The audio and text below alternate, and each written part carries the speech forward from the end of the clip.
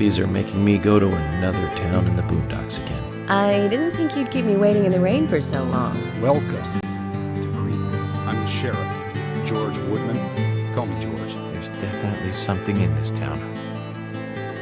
Do you feel it, Zach? My coffee warned me about it.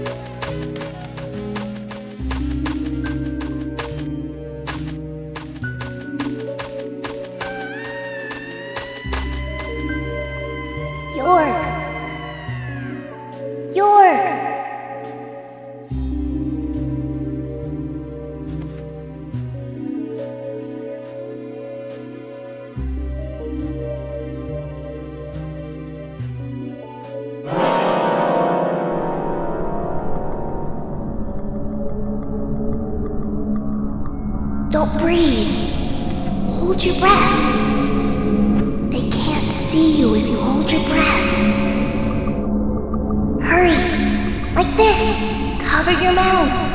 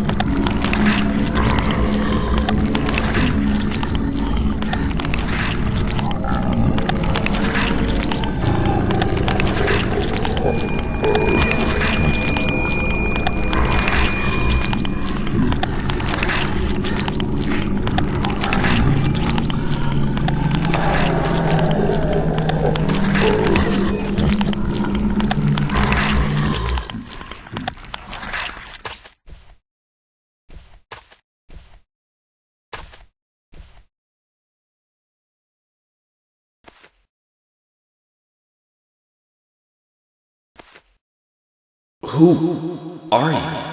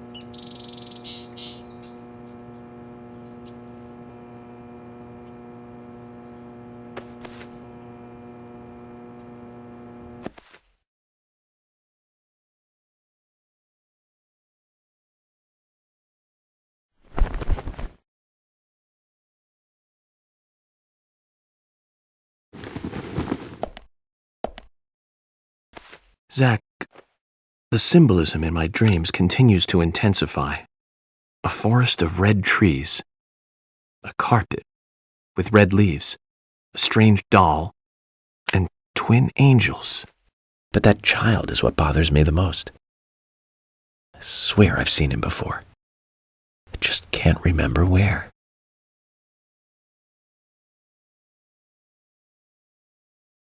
Well, it'll probably come back to me eventually. For now, we need coffee.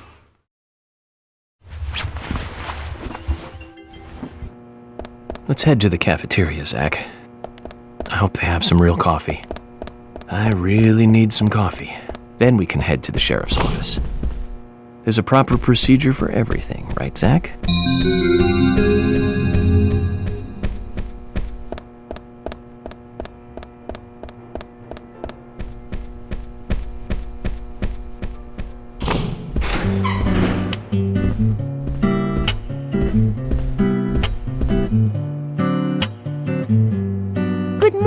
Mr. Morgan. Your breakfast is ready for you.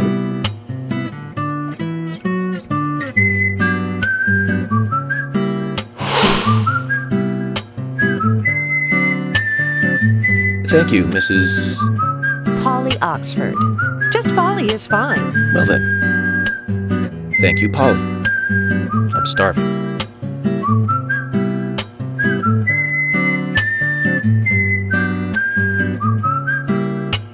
Is everything all right, Mr. Morgan?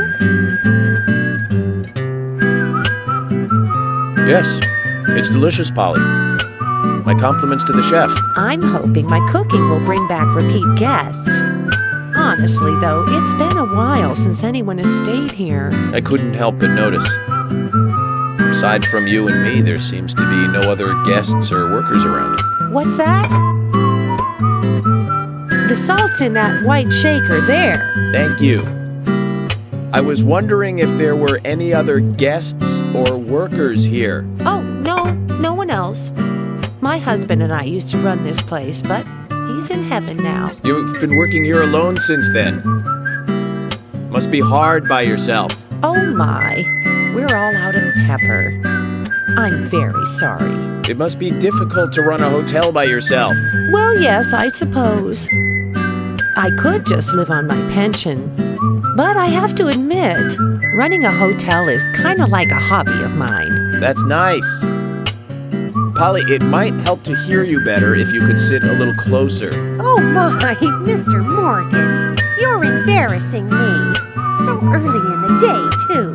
I think I'm a little too old for you. And I still love my departed husband. May God rest his soul. I appreciate the invitation, but I'm fine over here. Polly, I can hardly hear you from all the way over there. You're exaggerating. This is fine. It won't do to be all clumped together with such a large table in the cafeteria. We have to make use of all this space.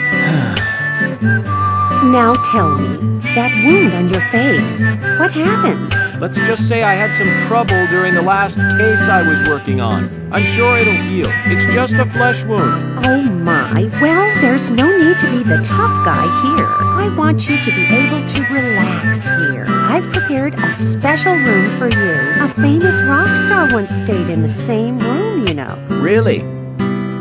I feel honored. If you need anything at all, just let me know. I'll help you out in any way I can. Zach, the lady is offering to help. Do you want to ask her about the town? Say, Polly, what can you tell me about this town? Well, let me see. You might know this already, but the town is called Greenvale. It rains here quite often, but it's a nice place, surrounded with nature. It was a big and prospering lumber town until not so long ago. We used to have a population of over 6,000 people. Less than a tenth of them left now. This hotel was built back then. We saw plenty of guests in those days. That's why this place is so big for such a small community. I have so many fond memories from back then. I suppose the clock on the community center is quite famous too. Clock? Oh yes, it's lovely. It rings in the morning and at night to let the whole town know the time. You'll hear it many times during your stay. It's a beautiful sound. And you'll love it too, I think. I look forward to hearing it then. Anything else you'd like to know about? Yes, actually, Polly. Could you tell me about the shops around here? Shops? Well, there aren't many. It is a small town, after all. You can do most of your shopping at the Milk Barn convenience store. The couple who run it are a unique pair. I'm sure you'll get to like them. The A&G Diner is a great place to eat. They might be open even if my kitchen is closed. If you want to go to a bar, there are two. The Galaxy of Terror and the Sweary 65. I don't care much for either of them. Bars are for the younger folk. We also have a gas stand, of course, the art gallery, and even a gunsmith. You should be able to find what you need. Thank you, Polly. Well, Mr. Morgan, I'd better start cleaning up. You just take it easy.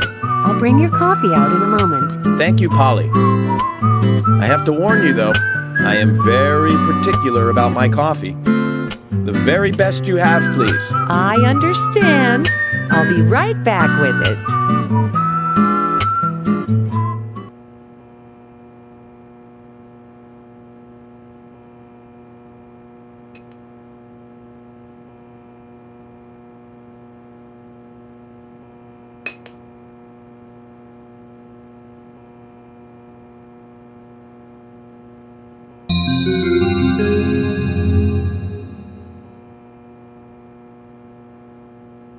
Did you see that, Zach?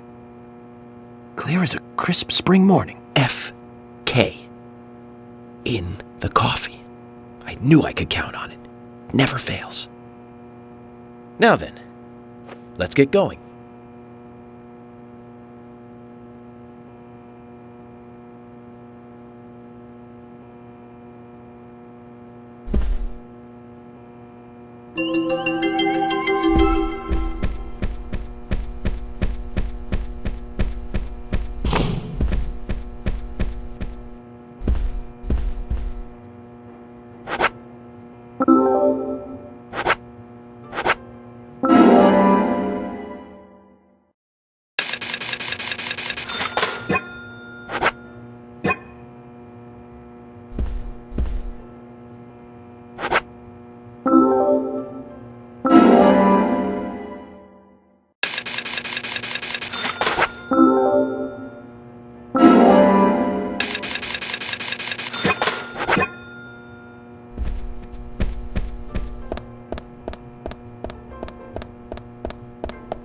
Oh, hi.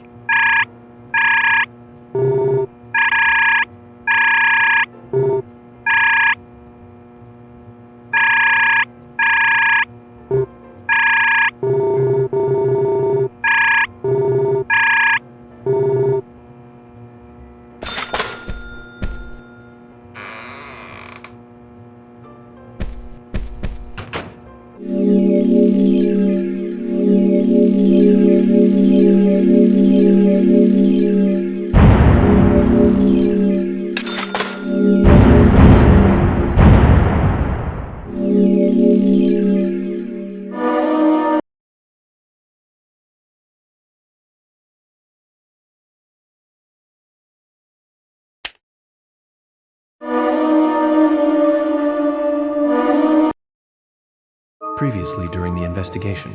These puppies are making me go to another town in the boondocks again. I didn't think you'd keep me waiting.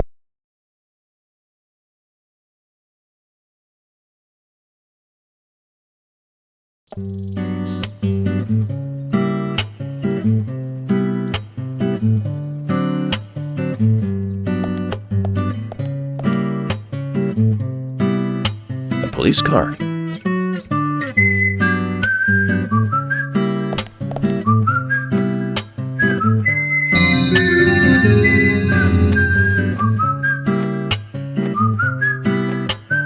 So we have King George to thank for preparing a car for me. A pleasant surprise, eh, Zach? Let's take it for a spin.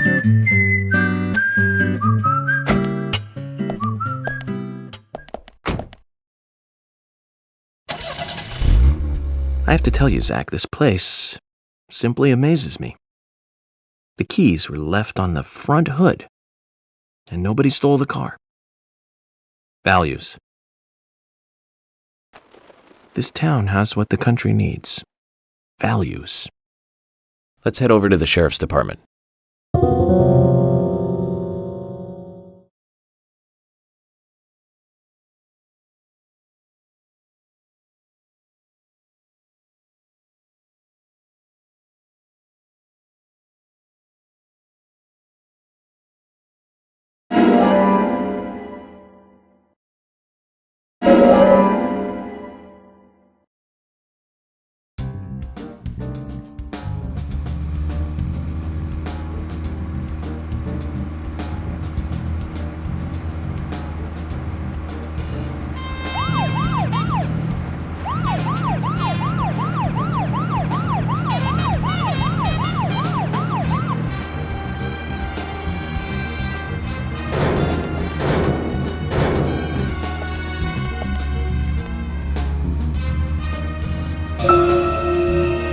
So, Zach, about those bonus features in DVDs nowadays.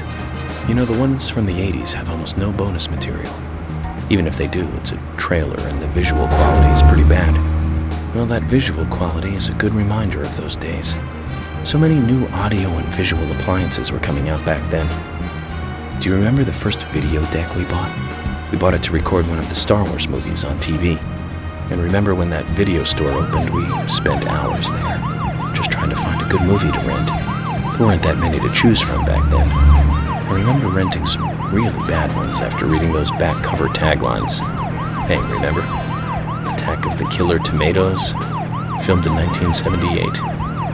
Produced, directed, written, and edited by John DeBello. It was really awful, but for some reason I still remember it pretty well. It had so many sequels, and the original was re-released in '95. The 87-minute-long theatrical release bumped up to a whopping 90 minutes. But that was around the time I joined the Bureau. I never have a chance to see it. I know, Zach. Once this case is over, we can watch it together. I bet we can buy a copy on the internet pretty easily.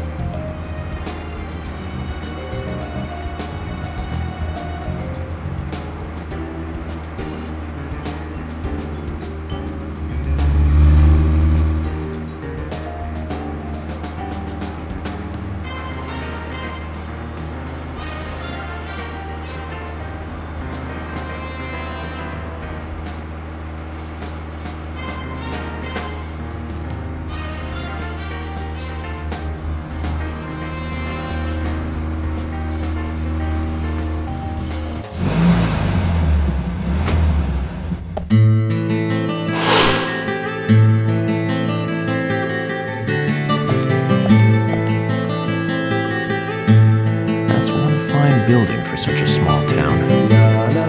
The exterior woodwork is spectacular. Don't you agree, Zach?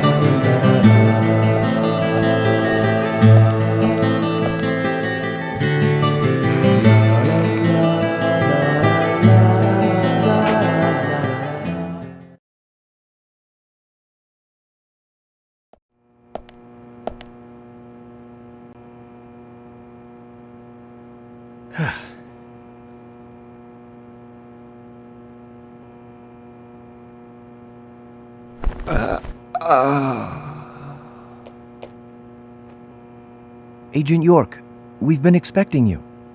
The sheriff told me to let you through to the meeting room. But I've lost the key to the cabinet where the files are. Why don't you take a look around while I go look for it? Okay, let me know when things are ready. Zach, time goes by slowly in towns like this. There's nothing we can do about it other than enjoy it.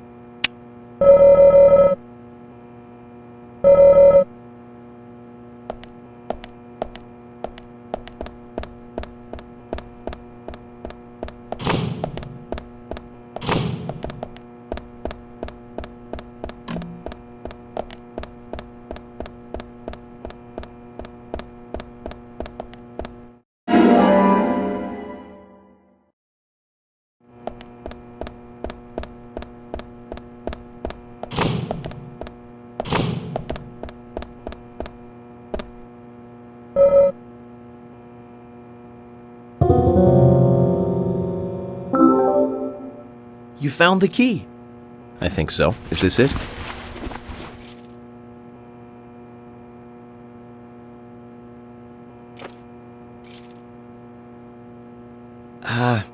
You don't know your squirrels, do you? This isn't the right key holder. This is a Siberian flying squirrel. It's closer to a land-based squirrel. The Siberian flying squirrel is larger than the southern flying squirrel and has a standing tail while the southern has a hanging tail. But we're looking for a southern flying squirrel right now. You sure do know a lot about squirrels.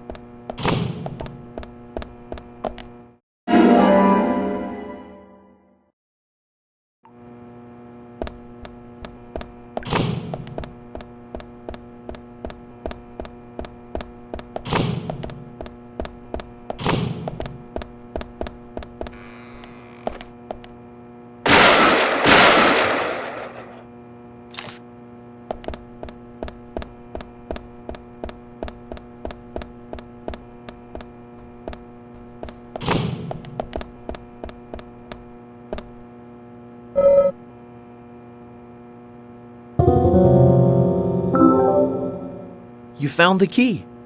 I hope this is the right one.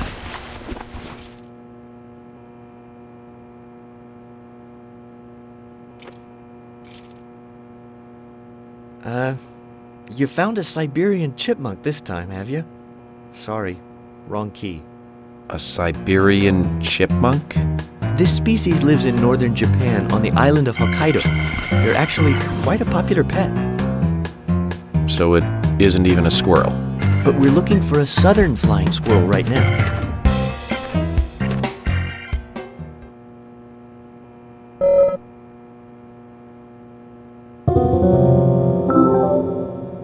You found the key.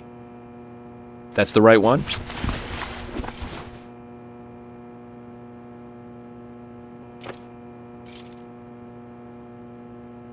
Yes, a southern flying squirrel. Thank you so much. I'll bring the files right in, so please go to the meeting room. Okay, I'll be waiting for you. Well, Zach, we just got here and we've cracked a big case already.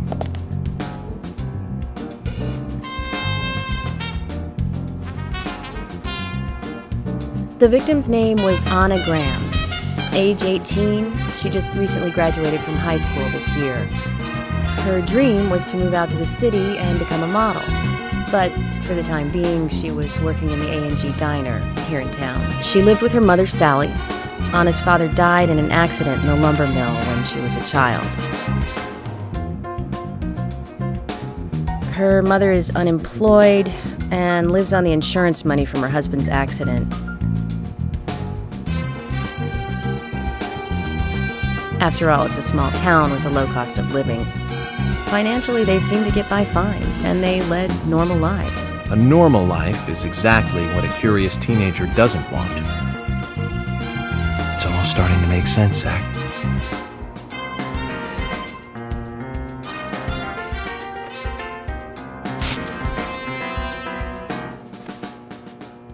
City folk, huh? No, I take that back. All of them can't be as bad as him, and some should have better manners. Huh. This is a good biscuit. I've never tasted a biscuit this delicious. Where in town can I get these? Well, actually, I baked them myself. That's amazing. What are you doing in law enforcement? I'm very particular about biscuits, I'll have you know. The balance of milk and butter you've achieved here. Oh my. Agent Morgan, the autopsy's ready. You are welcome to accompany me to the Greenvale General Hospital. Emily, you come too. Thomas, stay here and tidy up these files. Yes, sir. We're going to use the car outside. Let's get going. You might think this is just a small-town police investigation, but our inspections are thorough and solid. I'm hoping you won't slow us down.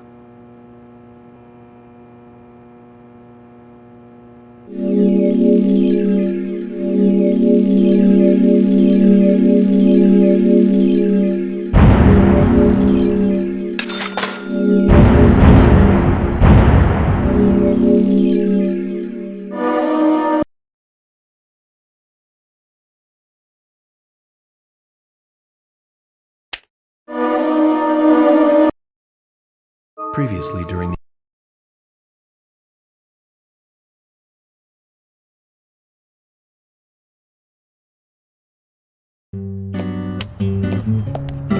The Greenvale General Hospital is down the road by the lake. It's too far to walk. Come on, get in the car. If I'm riding in a car, George, I prefer to be the driver. Can you provide a car for me? What are you talking about? You don't even know how to get there. Which is another good reason for me to drive, George. I need to learn my way around town.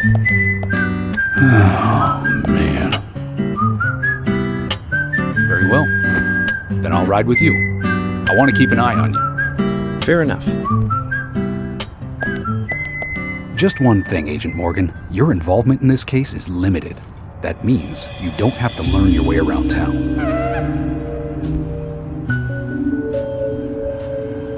George, we'd better get moving. The hospital closes at 2100.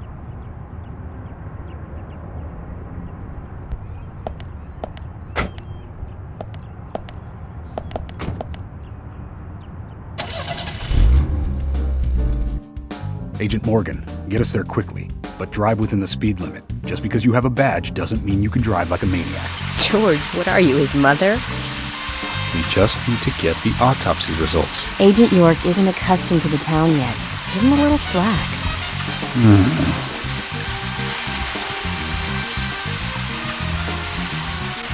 Well then, Agent York, let's get going. Sure, sounds good.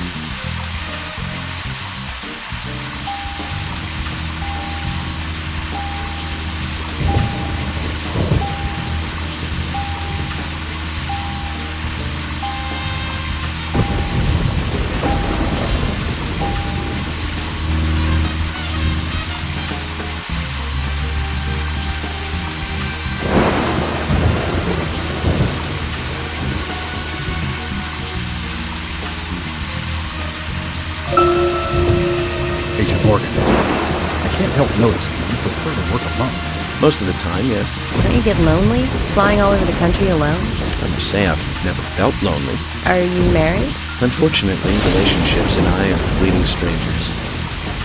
I don't get on very well with women. You might be surprised to hear. That's because you're young. You notice things like that at my age. You have to treat them.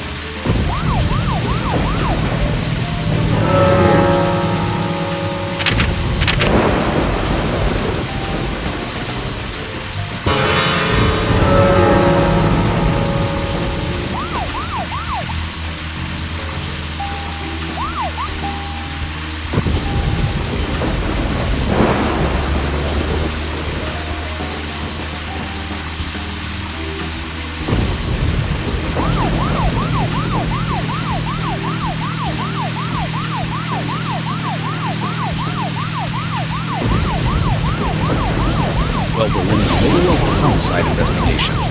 Keep your mind on the matter at hand. He's right, Agent York. You still don't know your way around. Concentrate on driving us to the hospital.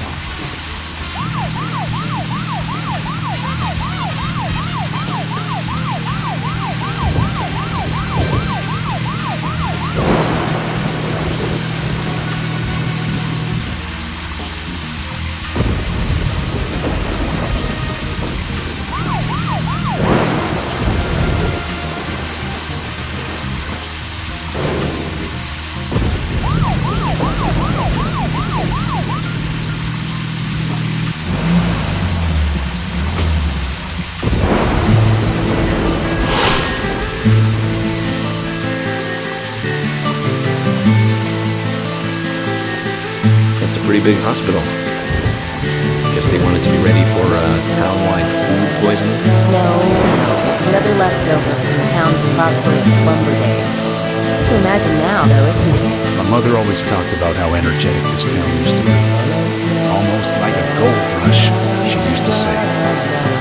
Impressive. But the hotter the fever, the faster it cools. So now there's hardly anyone left to use this place. It pains me to watch my hometown lose so many citizens. Beyond your understanding, I'm sure. Yes, I'm sorry to say that it is. That's why this case is our problem. There really isn't any need for you to get too involved.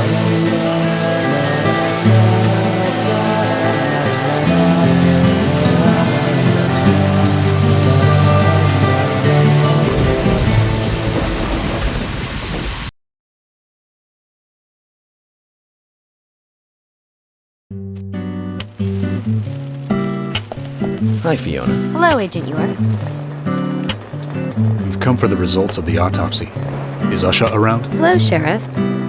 I think Dr. Johnson is in the computer room. What's he doing? I don't know. He never discusses his work with me. You'll just have to ask him yourself. Thanks. We'll go find him. You're reading again today. Yeah. I've become fond of mysteries recently. The doctor is always telling me to read some dry old medical journal. It's not really fair because he only reads chess magazines himself, so I cover them up like this to keep him off my back. I can tell you're working hard then. But I really like that about the doctor, to tell the truth. Fiona?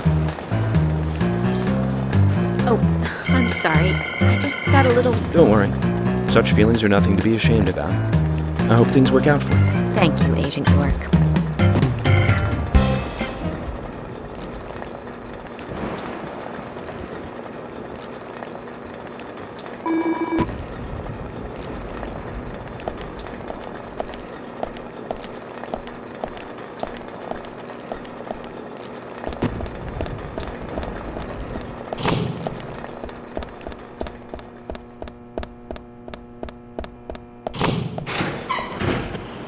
We couldn't find him. Fiona needs to check her information. No, I don't think so. Does the doctor like playing games by any chance? What do you mean? There's a message on the computer, and a card key already set in place. The king passes the rook and meets the bishop. The knight takes a pawn along for the queen. What does that all mean? It's a simple puzzle. Zach, let's take him up on his challenge. You can do this, right?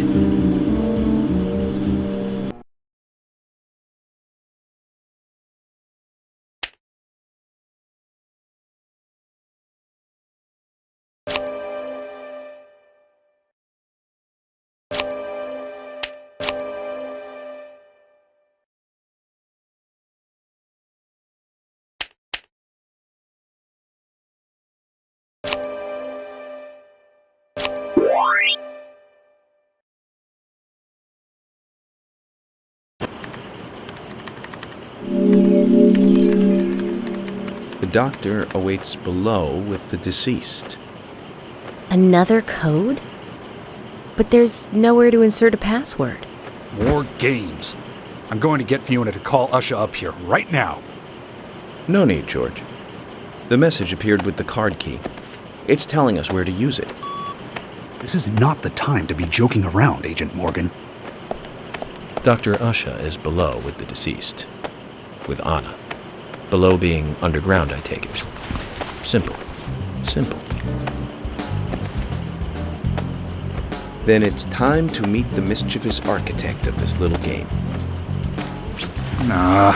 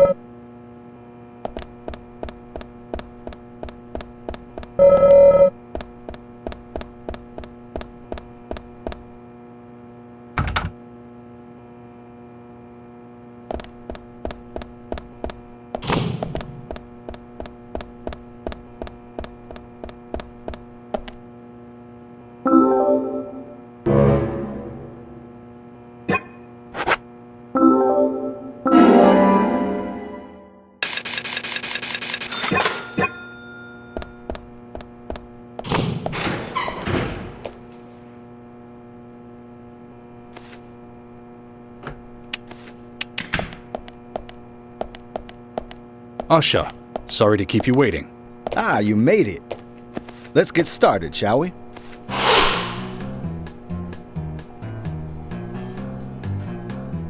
This is Agent Morgan from the FBI. Nice to meet you. I'm Usha Johnson, the doctor in this hospital. FBI Special Agent Francis York Morgan. Please call me York. Everyone calls me that. Very well, Agent York. Are you a forensic practitioner? Let's just say I've dealt with corpses before. That battle of wits, by the way. Did you create that yourself? I just wanted to see if our FBI agent could handle the task. I see. Well, it was pretty fun. Oh, I'm glad you liked it. We don't have much time. We need those autopsy results.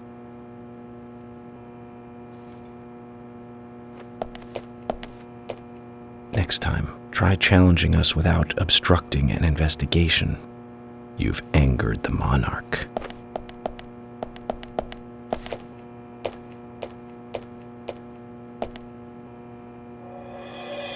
From the onset of rigor mortis, the stiffening of the muscles, the time of death is estimated to be between 20 and 2200 hours.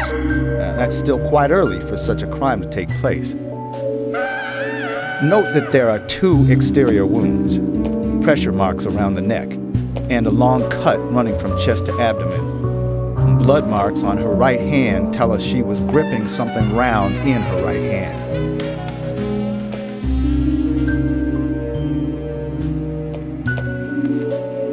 Her skull is also fractured, but that is unrelated to the cause of death. It probably happened to her after she was killed.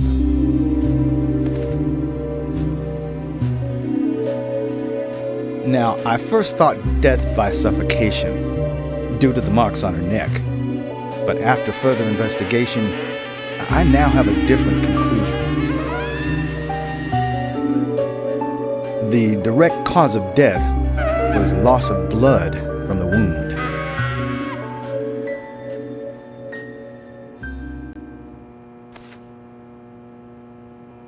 Which means... She was cut up while she was still alive. Yes, a sharp knife was used. It was inserted beneath the sternum and then quickly sliced downwards.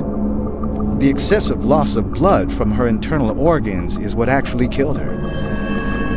Her nails are clean, and with no skin cells from the attacker.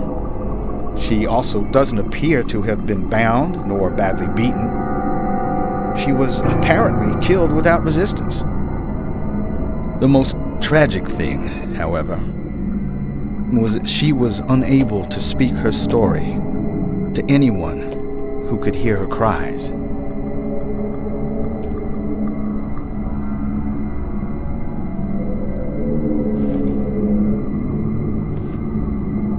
The perpetrator cut out Anna's tongue.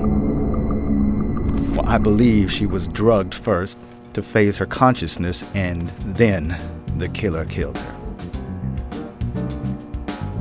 Now, the killer most likely has a deep, traumatized past concerning women. He probably cannot converse with them normally. Cutting out the tongue suggests a very lonely individual. Either that, or a truly hardcore sadist. He must get off on watching women suffer, especially when they can't answer back. Now, he watched as the blood pumped from her body, as she gradually grew cold. Now, a case in Seattle in 1985 was much like... Usha, please, limit your report to your findings as a doctor.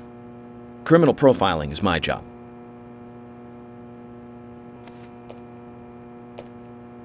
You're wrong, also. Anna died fully, deeply, painfully aware of what was happening to her. But, Tell me, what time did it stop raining on the night Anna was killed? Just before I went to bed, right after the movie on TV ended, so around 1 a.m. What movie was it? An American Werewolf in London. Directed by John Landis, 1981. So the rain stopped, accompanied by the ending song, Blue Moon. George, would you mind if I examined Anna myself? What more do you hope to find? I'm sure I mentioned that I have a personal interest in cases like these.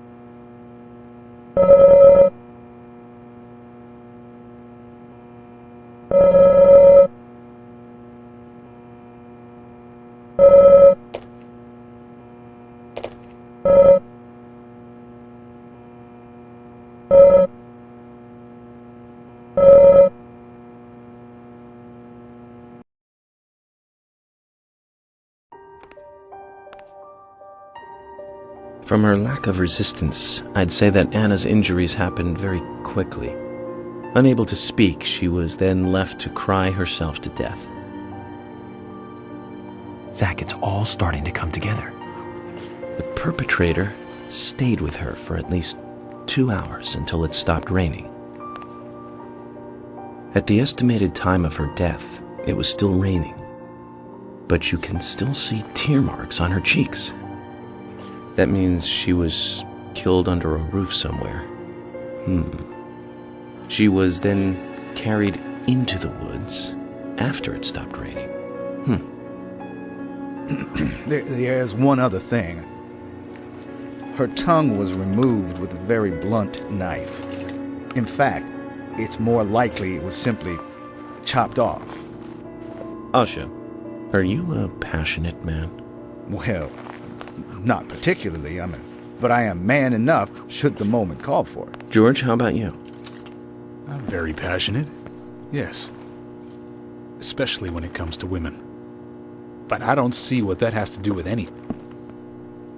George, the perpetrator is just like you. He's passionate about women. He's a passionate kisser. This was a kiss of death. The perpetrator bit off Anna's tongue. We'll never get a dental print from a wound like this. But this is still a big lead.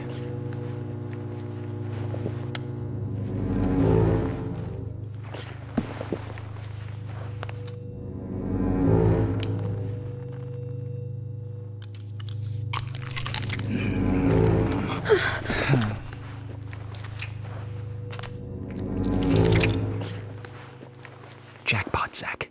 A shame, but our old-time all-American sightseeing tour just came to an end. This case is now under the jurisdiction of the FBI. I'm assuming command. I'll need you to assist me in the investigation. What in the hell do you mean, Agent Morgan? I know I said I was passionate, but you can't think I did this. That's not why I'm assuming command, George. You're a suspect just as much as every other passionate man on Earth. Let me show you something.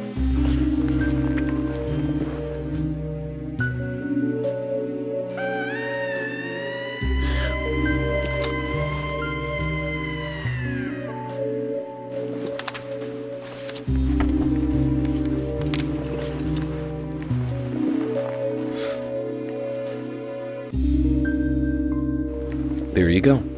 Amazing, huh? I'm sure you have a lot of questions, but most of the details are top secret. George, Emily, we should be going. No need to stay here any longer. Okay. I have to sign the release. Just give me a moment. Very well. I'll go on ahead. I can't take it any longer down here.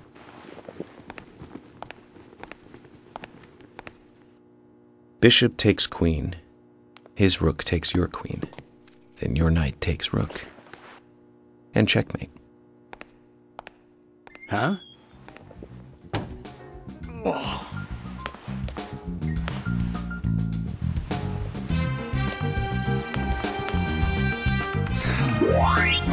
My first victory in the Grandmaster ranking.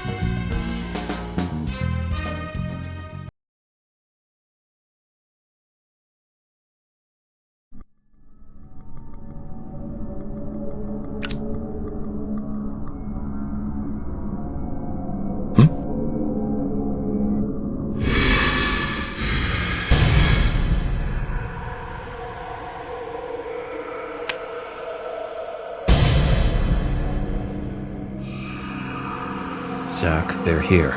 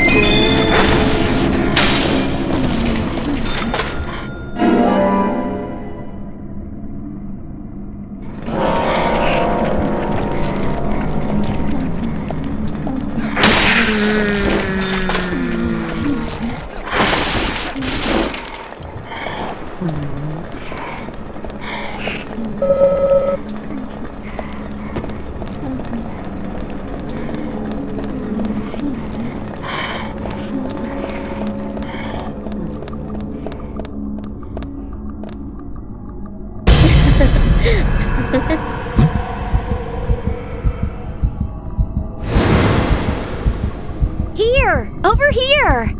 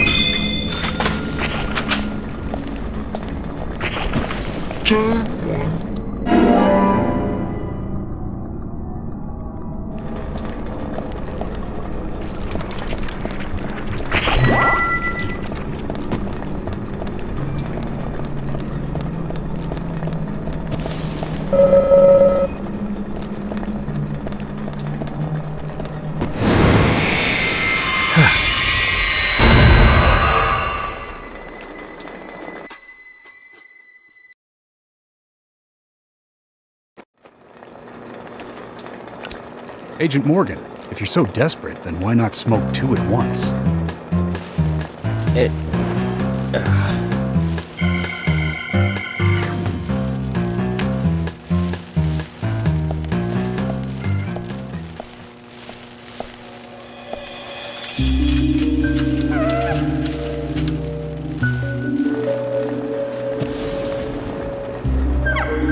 Who's that old man? That's Harry. Harry Stewart. One of the bigger problems around here. His father started up the lumber trade and founded this town. He's a weird one, as I'm sure you can see. Always dressed like that, never speaking to the townsfolk. And just FYI, he owns almost the entire town. Not that that makes any difference. So long as I'm around, he won't be getting away with any funny business.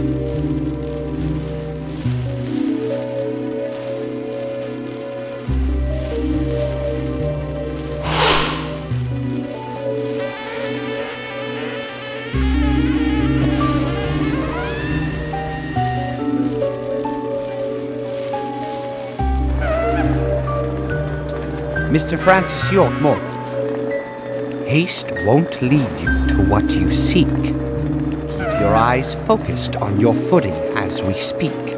So says Mr. Stewart.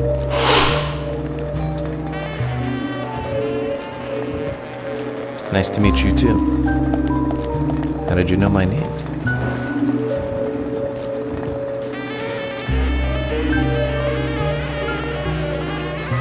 Mr. Francis York Morgan, information desires you, just as you desire information too. So says Mr. Stewart.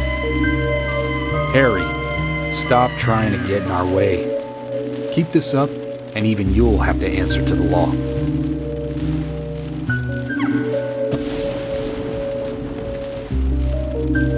Mr. Francis York Morgan, with each rain our town goes mad. To our disdain, unpreventable. So sad. So says Mr. Stewart. Thanks for the warning. Then we shall depart, Mr. Francis York Morgan.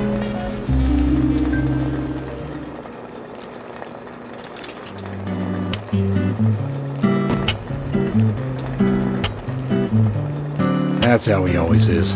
Always spouting that nonsense. Don't give it any thought. It's all gibberish. Emily here. Uh-huh. Oh. Okay, thank you, Thomas.